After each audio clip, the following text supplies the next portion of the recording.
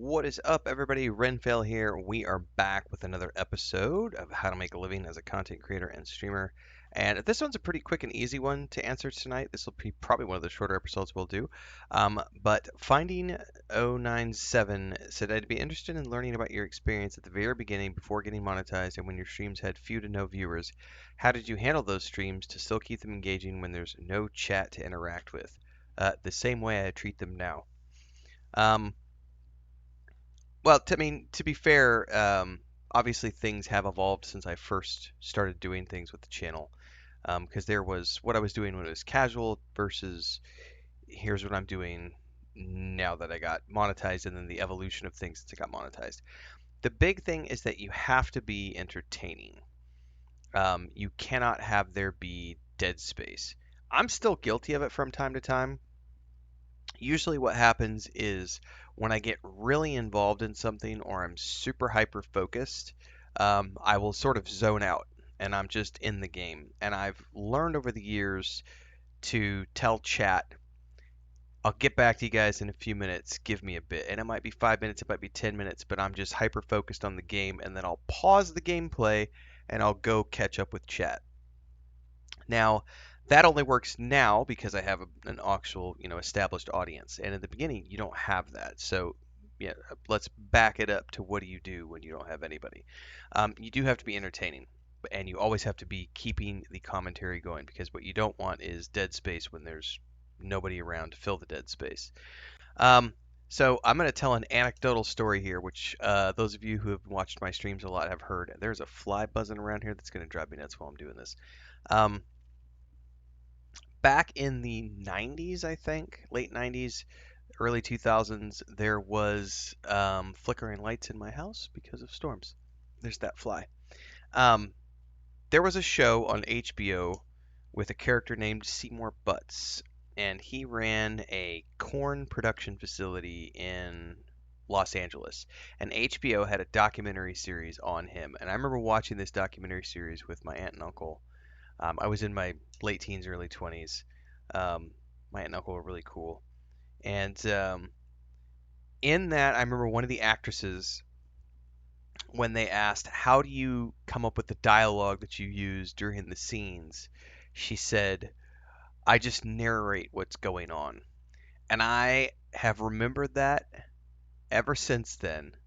And it has stuck with me. And I have always used that as like a guiding principle for when I do things that might be boring to other people, or in the case of when you have no audience, who do you talk to? Nobody. You narrate what you do. If you watch my streams, you'll hear me do things like this. Okay, so I'm going to open up the box. What do we got today? Oh, we've got this. Okay, I could take that, put that there. Do I want to put this in the bank? It might be better suited if I stick this in the house storage, move that over there. Let me see what I could do with this color thing. I just narrate.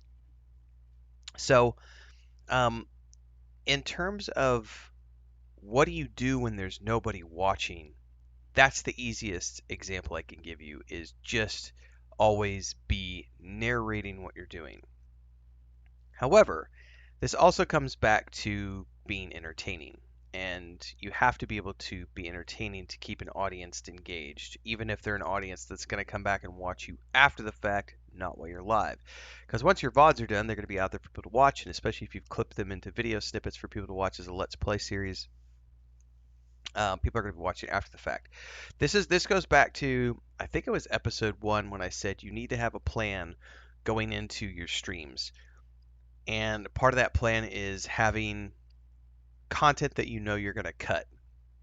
So having your guides pre-planned, having the things that you want to do during the stream be pre-planned. I don't use scripts for anything. What I might do is there are videos which I will sit down and record. This is different than when I'm doing it live. So maybe I'll talk about the live portion first and then come back and talk about the videos that I record. When I'm live, I have a pre-recorded, not pre-recorded, I have a predefined list of things that I know I want to talk about. So I will go into those, and generally speaking, I will just narrate, but I don't do a script. And so a lot of times, because of dyslexia and other things, I might say things in there that I might say something like mix up a word or something. It's not a big deal. Nobody cares. You can always, when you're going back and doing your edits, you can always put the word you meant to say in text above it. It's a quick fix. No big deal. Um, so having a list of things you're going to talk about before you sit down to go live will help you to fill in the gaps in between the things you're just going to be narrating. And if you keep your sessions short, a couple of hours, it's pretty easy in from my perspective to have a running dialogue for 2 hours. You're not going to be like going over the top for 2 hours. Um, Once you get beyond 2 hours, it can start to be, you can feel some strain in your voice and so on and so forth. So, it just depends on how long you feel you can go. Now, in terms of recording offline, where you're recording like guides and stuff that you're not doing when you're live, just to upload and stuff, those you have a little more leeway to do with. I still don't use scripts for those. I have an idea in my head about what the video is going to be. Sometimes I might have to re-record those 2 or 3 times if I mess up something, but generally speaking, I can just talk about whatever it is I'm going to talk about and then I upload it and go. I'm very good at that. It's not really, I don't want to say that it's a natural talent. Some of it is the natural gift of gab, but a lot of it is just I've done public speaking as a career and I've been in front of a camera since 2008. Really putting myself out there in the internet. And before that on forums, and I've written 25 million words in print. Like it's not easy for me it's not hard for me, I should say. It is easy for me. It is not hard for me. This is the dyslexia I was just talking about, right? Sometimes I catch it, sometimes I don't. It is easy for me to just talk. These episodes have been like 30 minutes long, and a lot of it's just me rambling about stuff in between, anecdotal stuff. Um, Being entertaining, though, that is something that you have to learn if you don't have it naturally. And this is where I will always urge people, if they're comfortable doing so, to have a camera on because people are going to connect with a person more than they are a faceless entity. Um, like if we didn't show my face and it was just this the whole time, like that's kind of boring. Like that's just a podcast, and people are going to listen to a podcast, but they're not going to have the parasocial connection that they're going to have with the face. And I used to talk about this in my speaking engagements, which was, people don't trust the nameless corporation, but they do trust their friend who gives them a recommendation, which is why influencer marketing is such a powerful tool and has been such a powerful tool for the last 15, 20 years. Because influencer marketing does things that no other form of marketing can because of that parasocial connection with people. But being entertaining is not everyone has it naturally. Some people, it takes a long time to get comfortable talking, let alone talking in front of a camera. And that is something that you will get better at as you go on. It's no different than, some people have different speech impediments, and with speech therapy and counseling, they get better at and they get over their speech impediments. And those are things that anyone can get past, but you have to be willing to apply yourself. Now, being entertaining can take many different forms. What I always recommend people is just be yourself. But you have to be able to turn on, because here's the one thing that is going to be very important if you're going to be doing live streaming. Quick commercial break, everyone, to celebrate and give thanks to all of these amazing people who keep me on the air full time. Really appreciate the support. All you got to do is join as a member. You get access to private videos. You can also do super thanks on any upload or super chats and stickers on any live stream or premiere you see. And beyond that, don't forget we're multi-streaming over on Twitch now, so you can support over there as well. Thanks so much to everybody. Let's get back to the video at hand. You don't get to ever show up and be like not entertaining. You know what I mean? Like if you're having a bad day, there are times, especially if you've been contracted and you're sponsored to do something, there are going to be days when you don't want to be there and you have to, because guess what? You don't get to call in sick. There's no one to take your place. There's no one to fill in for you. So if you have a contractual obligation with someone, then you have to do it no matter what you feel like. So you might be having a shitty day, but unless it's like an absolute emergency, medical emergency, family emergency, unless it's an emergency situation, you're going to have to suck it up, Buttercup, and put your smiley face on and be entertaining, even if deep down inside you really don't feel like it and you want to cry or you want to scream or you want to yell and you want to hate everyone. Even when you feel really down and depressed and you don't feel good, you still gotta be out there and have a smile on your face and be entertaining. Like it's not easy. And sometimes you have to take days. Like I had two cats pass this year. Um, the first cat was the hardest. That was Pippin, my office cat. That hit me hard. That hit me really hard.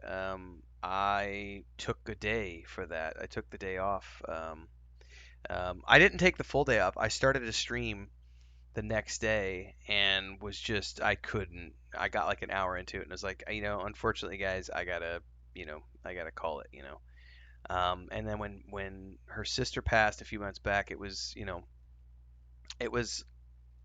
also heartbreaking, but it wasn't nearly as devastating. I didn't take a day off. I don't think I took a day off from Mary, but I did post a eulogy.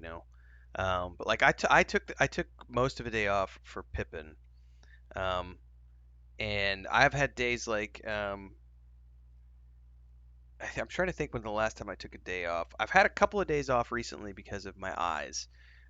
Before I got this new monitor, and I'm still dealing with eye fatigue even with the new monitors. It's not as bad as before, but I'm getting older and just doing long hours and just I haven't taken any time off in 3.5 years. Like legitimately taken no time off, and I'm probably going to take a few days off soon.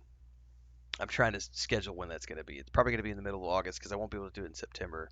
I'm also getting ready to do something I've never done. This is an anecdotal thing. I've never had cavities in my life, and as an adult, I finally have developed some cavities back in my wisdom teeth. Never had my wisdom teeth removed, and I'm getting ready to go to the dentist on Saturday to have one of. The doctor wanted me in April when I had my teeth cleaned. He was telling me you should probably get these. You need to get these taken care of, and I didn't have time because I was still doing my physical therapy. Well, now I'm not going to physical therapy anymore. I was like, I should do this in August, so I'm gonna go see about getting that done.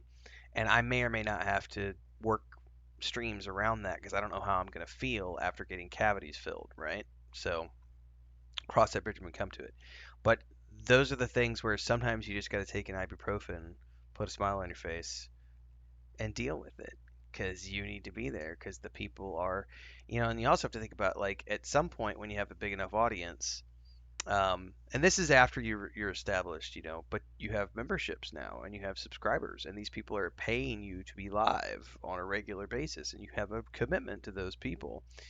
And if you want to continue to earn their support and to build more supporters and get more followers, you have to be reliable.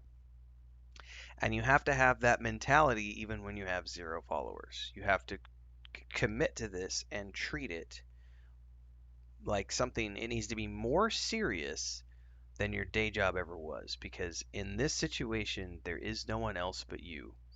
So even if there's no people watching, you have to be there reliably, smile on your face, always narrating, be entertaining, don't be grumpy, don't be sad, don't be all of those things. People want you to be happy, they want to see you to be entertaining, they want you to be their source of entertainment. That's what you are, an entertainer. So hopefully those tips helped.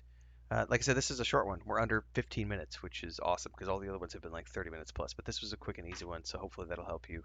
Just as the corn actress said, always narrate what you're doing. Have a list of things you're going to talk about beforehand, and yeah, keep it entertaining. Stay tuned for the next one. Like, subscribe, hit the bell icon so you never miss an update, and I'll catch everybody in tomorrow's live streams every single morning at around 4:30 in the morning Central Time on YouTube and Twitch.